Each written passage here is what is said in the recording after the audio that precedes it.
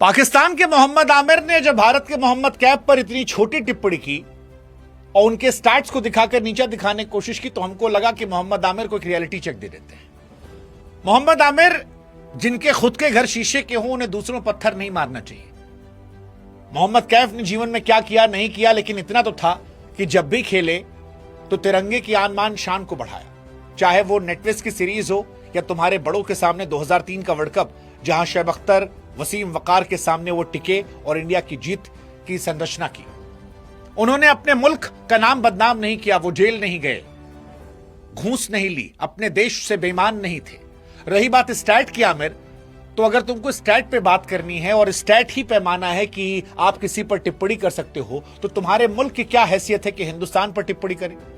2023 world cup से लेकर आज 26 तक हम सिर्फ 2 मैच हारे हैं। तुम्हारी टीम जिम्बाब्वे से लेकर अफगानिस्तान यूएसए सबसे हारी है। तुम ससुर खुद यूएसए के सामने सुपर ओवर में पिटा के आए थे, अपने मुल्क को हरा कर आए थे। तुम कैसे बोल लेते हो? अगर स्टैट ही पैमाना है तो पाकिस्तान के किसी भी एक्सपर्ट को हिंदुस्तान पर एक लफ्ज नहीं बोलना चाहिए। और बोला तो तुमको अश्विन ने भी था। क्यों नहीं अश्विन को तुमने कहा कि आओ स्टैट देखते हैं? क्योंकि तुमको पता था कि अश्विन के सामने तुम छोटू हो। अगर स्टैट ही था तो तुम्हारे अभिषेक पर अश्विन के जवाब पर तुम कहते कि अश्विन का स्टैट क्या है। हम तुमको दिखाते कि अश्विन के 106 मैच में 537 विकेट है और तुम्हारे ससुर 119, और तुम काहे के बॉलर हो। ठीक है 4 मैच तुमने जिताए हैं, लेकिन गेंदबाज बड़ा वो होता है जिसने 100 टेस्ट मैच खेला होता है। और ये जो तुम 350 T20 मैच कह रहे हो, ये युगांडा लीग और जामीबिया लीग और केनिया लीग, ये लीग मिला के क्रिकेट नहीं होता है। क्रिकेट वो होता है जो तुम्हारे बड़े खेलते थे, वसीम वकार और अख्तर, जिनको कैफ ने पीटा था एक टाइम पे। और हम जानते हैं तुम्हारी फ्रस्ट्रेशन किस बात की है। तुम्हारी फ्रस्ट्रेशन इस बात की है कि तुमको हिंदुस्तान में आईपीएल खेलने को नहीं मिलेगा।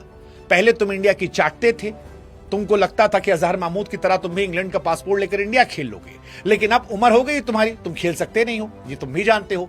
और इसी चक्कर में तुम बेशर्मी पर आए हो।